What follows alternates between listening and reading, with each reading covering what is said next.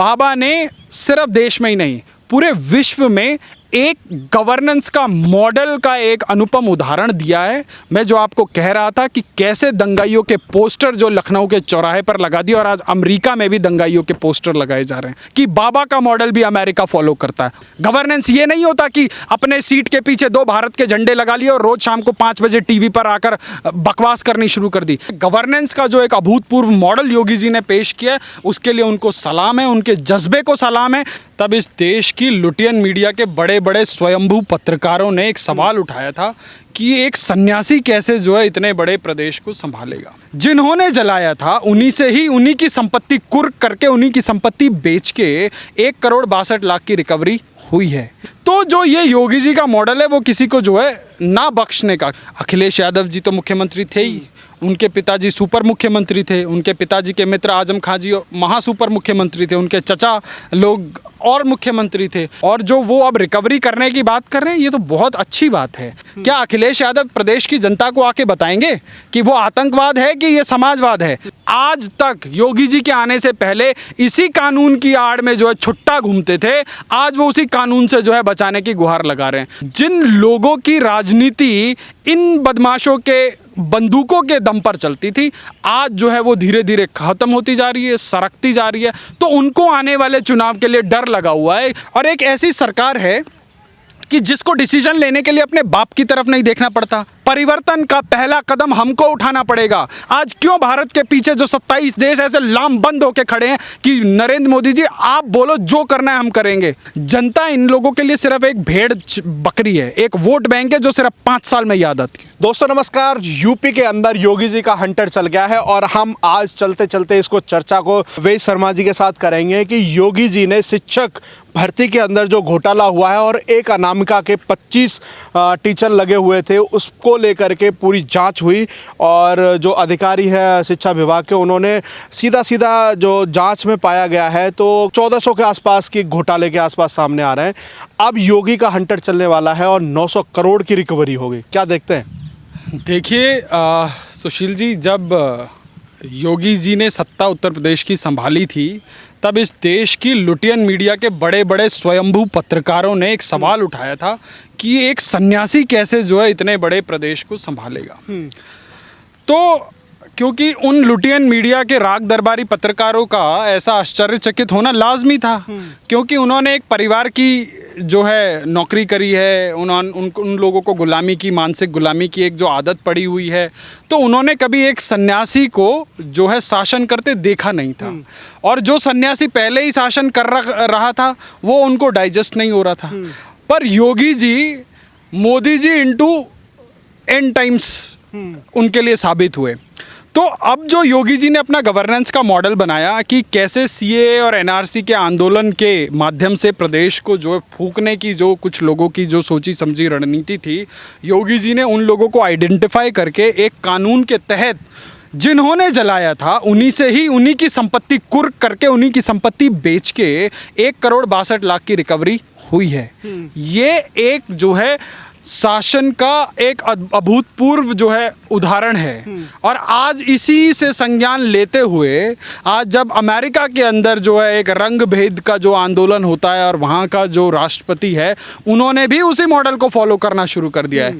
तो जो ये योगी जी का मॉडल है वो किसी को जो है ना बख्शने का, क्योंकि राज्य की संपत्ति और जो शासन सत्ता के खिलाफ अगर आप इस प्रकार की धांधलीबाजी करेंगे तो योगी जी उसको बिल्कुल छोड़ने वाले नहीं हैं।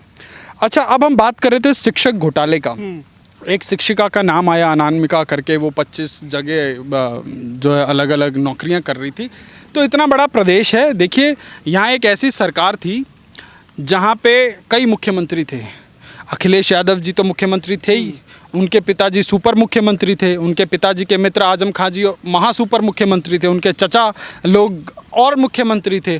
तो इतने मुख्यमंत्री थे, अगर इन्हीं मुख्यमंत्री के हजार चेलों को अगर आप पालने लग जाएं तो घोटालों की फहरिस्त तो पता नहीं कितनी लंबी हो।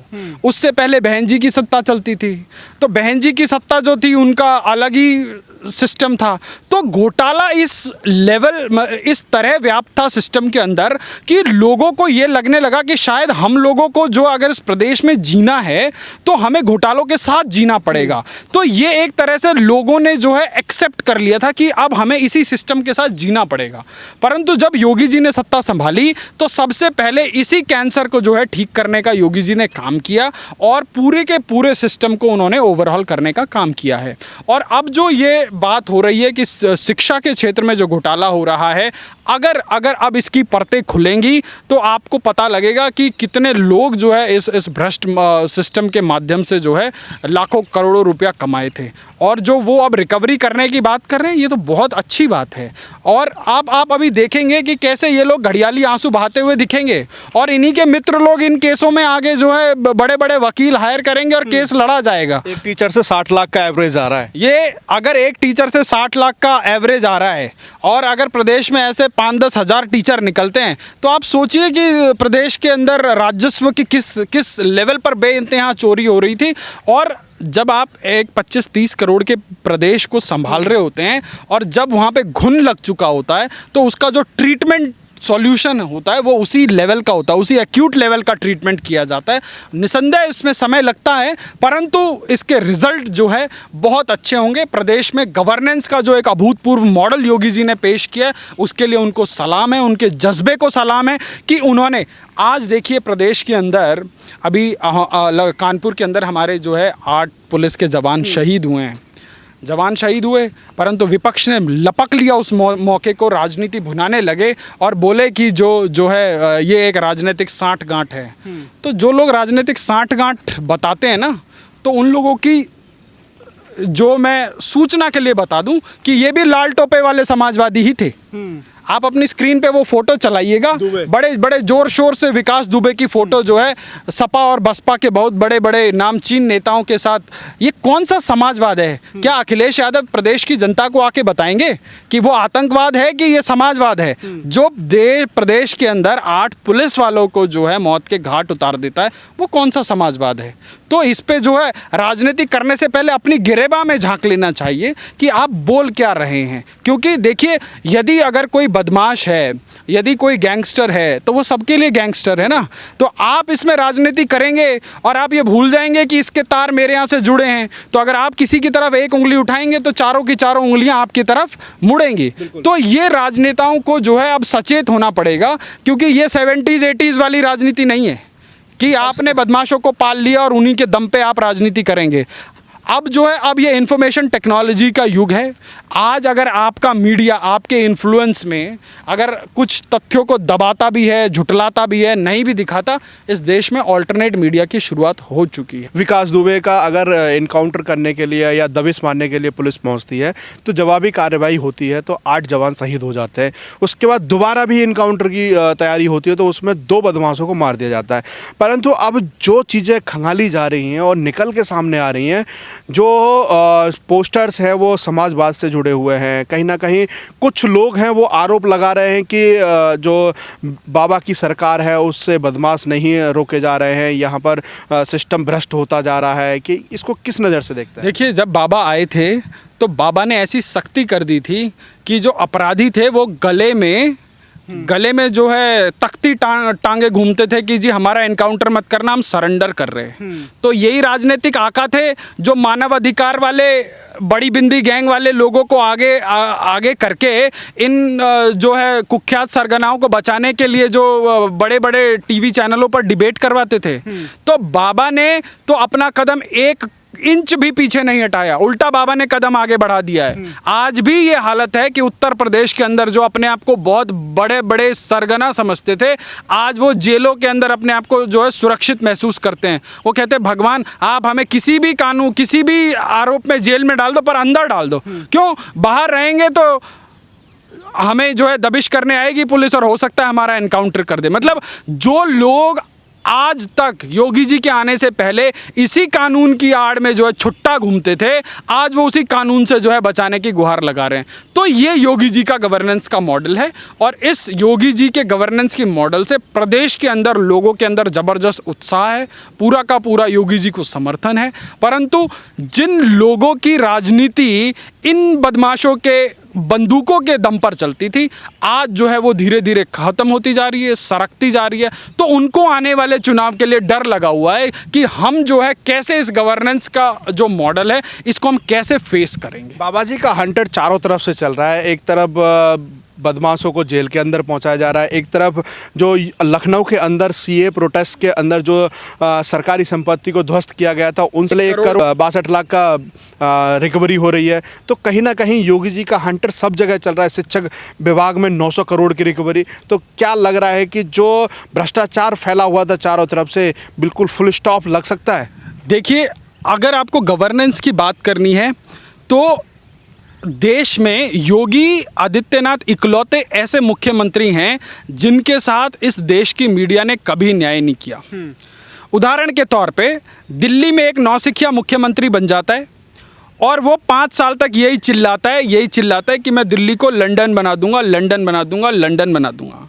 और 5 साल तक जब वो लंदन नहीं बना पाता और दिल्ली को और कचरे में ढकेल देता है, उसके बाद वो दिल्ली को फ्री बिजली और फ्री पानी का लॉलीपॉप देके दोबारा जो है सत्ता पे आ जाता है। और आज उसने दिल्ली के लोगों को मरने के लिए छोड़ दिया है। अगर समय पर अमित शाह जी नहीं उतरते तो शायद दिल्ली की हालत और बुरी होती। तो ये एक नौसिखिया मुख्यमंत्री को हमने देख लिया। दूसरा मुख्यमंत्री महाराष्ट्र में जो अपने एक उग्र हिंदू छवि के माध्यम से अपने आप को हिंदुओं का ठेकेदार समझते हैं और आज जाके 10 जनपद पर एक कुर्सी की लालच में उन्होंने अपना हिंदुत्व गिरवी रख दिया और आज वो तमाम कैसे अपीजमेंट के कार्यक्रम चला रहे हैं ये हमारे सामने विजिलेंट है। परंतु योगी आदित्यनाथ एक ऐसा प्रदेश संभाल रहे हैं जिसकी जनसंख्या 25 करोड़ है। आप अमेरिका की जनसंख्या उठाइए और उत्तर प्रदेश की जनसंख्या उठाइए, लगभग बराबर है। अमेरिका शक्ति संपन्न एक देश है, वहाँ पे हेल्थ इंफ्रास्ट्रक्चर अमेजिंग है, वहाँ पे पैसों की कोई कमी नहीं है, वहाँ सब कुछ है। परंतु वहाँ लाखों की संख्या में कोरोना के मरीज आ रहे हैं और शायद मरने वालों की संख्या भी लाख पार कर गई है। परंतु उत्तर प्रदेश के अंदर इतना कंट्रोल होता है। उत्तर प्रदेश के मजदूरों को महाराष्ट्र और दिल्ली की सरकारें अपने यहाँ पे खाना नहीं खिला सकती, अपने यहाँ पे जो है रख नहीं सकती और उन लोगों को जो है पैदल छोड़ने पर मजबूर कर देती हैं। और योगी आदित्यनाथ जी रातों रात बसें लगवाते हैं बॉर्डरों पर और सबको अपने अपने क्षेत्रों में पहुँचाते हैं। जब एक ऐसे प्रदेश में कोरोना से लेकर तमाम चीज़ों पर कंट्रोल करके और लॉ एंड ऑर्डर को जो इंटैक्ट रख के यदि कोई मुख्यमंत्री काम करता है तो क्या वो देश का सर्वश्रेष्ठ मुख्यमंत्री नहीं है? परंतु विज्ञापनों और पैसों की भूखी इस देश की मीडिया जो अपने आकाओं का जो एजेंडा चलाती है वो आपको दिन रात केजरीवाल को दिखाएगी। बाबा ने सिर्फ देश में ही नहीं पूरे विश्व में एक गवर्नेंस का मॉडल का एक अनुपम उदाहरण दिया है। मैं जो आपको कह रहा था कि कैसे दंगाइयों के पोस्टर जो लखनऊ के चौराहे पर लगा दिए और आज अमेरिका में भी दंगाइयों के पोस्टर लगाए जा रहे हैं। तो इस बात को मुझे कहने में कोई गुरेज नहीं है कि बाबा का मॉडल भी अमेरिका फॉलो करता है और ये सच में फॉलो करता है। ये कोई पीआर एजेंसी की बात नहीं बता रहा हूँ कि दिल्ली में जो है 4 मोहल्ला क्लिनिक बना दिया और उसके बाद पैसों के माध्यम से प्रचार करा दिया कि जी अमेरिका भी जो है हमारा जो है मोहल्ला क्लिनिक का मॉडल फॉलो करता है। कहाँ गए वो मोहल्ला क्लिनिक? आज दिल्ली की जनता हॉस्पिटल में बेड के लिए तरस रही है और कहाँ है वो मोहल्ला क्लिनिक? मुझे तो नहीं दिखते।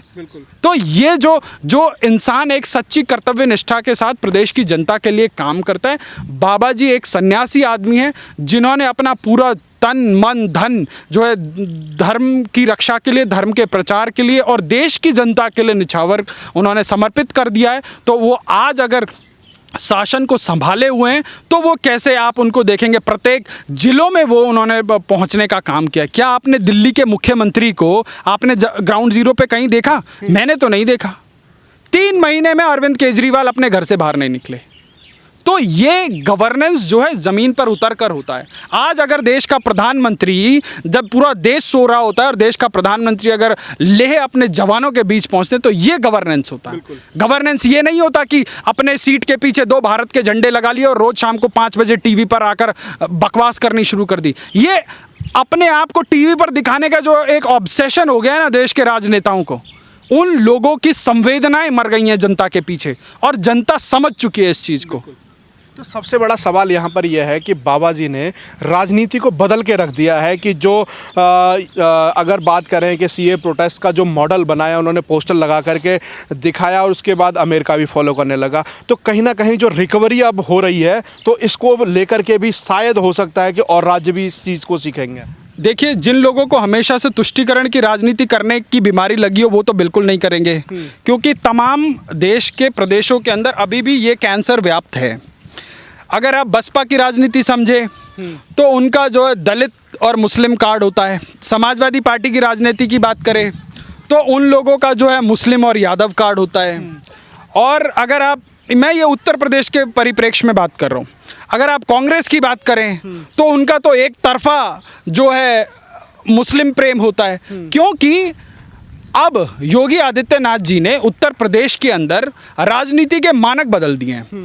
क्योंकि अभी तक जो प्रदेश एक फुटबॉल की तरह सपा और बसपा के बीच में जो दौड़ रहा था, आज योगी जी के आने के बाद नरेंद्र मोदी जी के नेतृत्व में वहाँ एक शक्तिशाली सरकार है, एक पूर्ण बहुमत की सरकार है, और एक ऐसी सरकार है कि जिसको डिसीजन लेने के लिए अपने बाप की तरफ नहीं देखना पड़ता।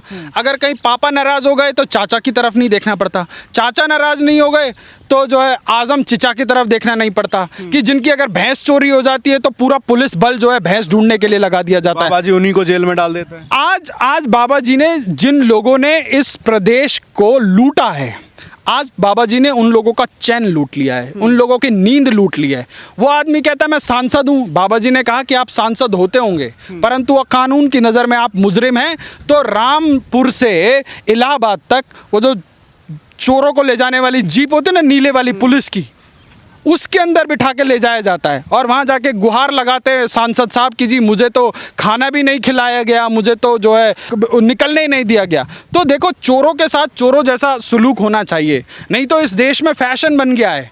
आज आप गलत से गलत काम करेंगे, 10 साल की सजाएं काटेंगे, पर आपके पास इतना बड़ा मैकेनिज्म है, आप फिल्में बनाएंगे अपने नाम से और आप फिल्मों में दिखाएंगे कि आपने अपने जीवन में कितनी अय्याशियाँ की, और इस देश की जनता जाएगी, ताली बजाएगी, 300 रुपये का टिकट खर्चा करेगी, 500 रुपये का पॉपकॉर्न खाएगी और आपको करोड़पति बनवा के आ जाएगी और कहेगी कि देश में परिवर्तन नहीं होता। परिवर्तन कैसे होगा? बिल्कुल, जब आप और हम लोग अपराधियों को सेलिब्रेट करते हैं तो परिवर्तन कैसे होगा? परिवर्तन हमसे शुरू होगा। परिवर्तन का पहला कदम हमको उठाना पड़ेगा। जब हम ऐसे अपराधियों को सपोर्ट करना बंद कर देंगे फिल्मी हीरो के रूप में, राजनेताओं के रूप में, तो योगी जैसा जो एक नेतृत्व हमें मिलेगा और निसंदेह वो पूरे समाज में बदलाव करेगा। आज मोदी जी ने किया है ना, पूरे विश्व का जो नज़रिया बदल दिया भारत को देखने के लिए। आज क्यों भारत के पीछे जो 27 देश ऐसे लामबंद होके खड़े हैं कि नरेंद्र मोदी जी आप बोलो, जो करना है हम करेंगे। एक सुर में बात कर रहा है पूरा विश्व। क्यों विश्व में एक भी देश पाकिस्तान और नॉर्थ कोरिया जैसे रोग स्टेट जो है, उसके अलावा कोई तीसरा देश जो है चीन के समर्थन में बात नहीं करता? आज देखो, मलेशिया जैसे देशों ने जो है चीन को जो धमकाना शुरू कर दिया है। अभी ये बहुत बहुत रीसेंट डेवलपमेंट है।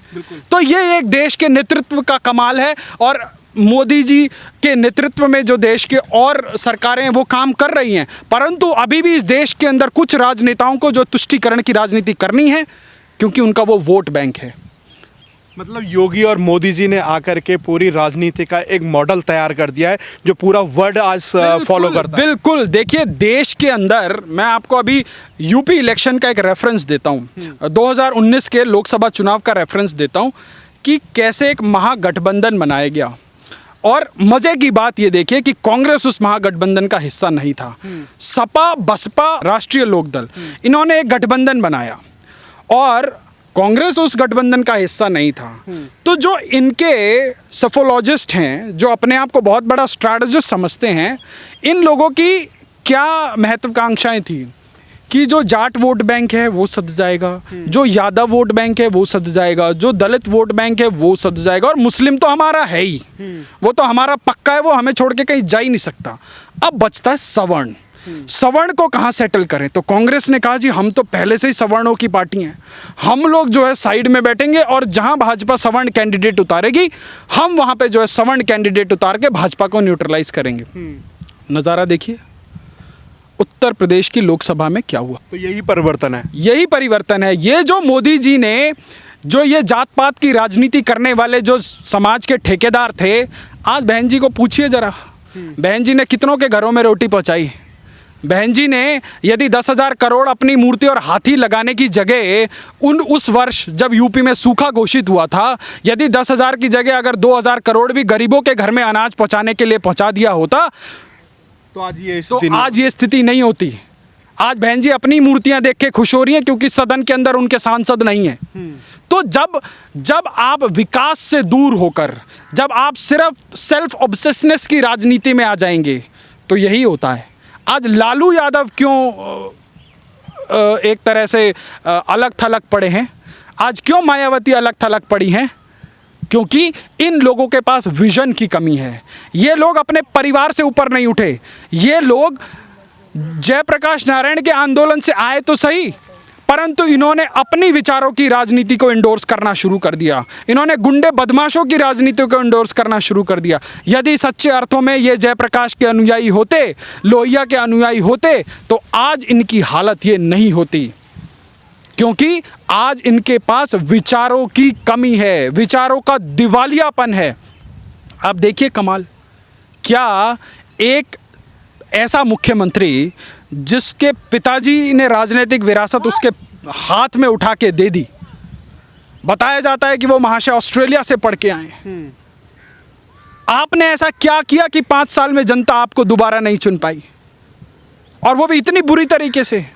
यदि आपके 100-150 भी विधायक आए होते तो हमें समझ आती कि नहीं, भाजपा का कम्युनिकेशन बहुत अच्छा रहा होगा। परिवार तक ही सीमित रह गए। परिवार भी एक नहीं रह पाए। जिस चाचा ने खून पसीना एक करके साइकिल में जा के जो साइकिल चुनाव चिन्ह लिए घूमते हैं, जिस चाचा ने जो है वो पार्टी बनाई, चाचा को पार्टी से धक्का मार के निकाल दिया।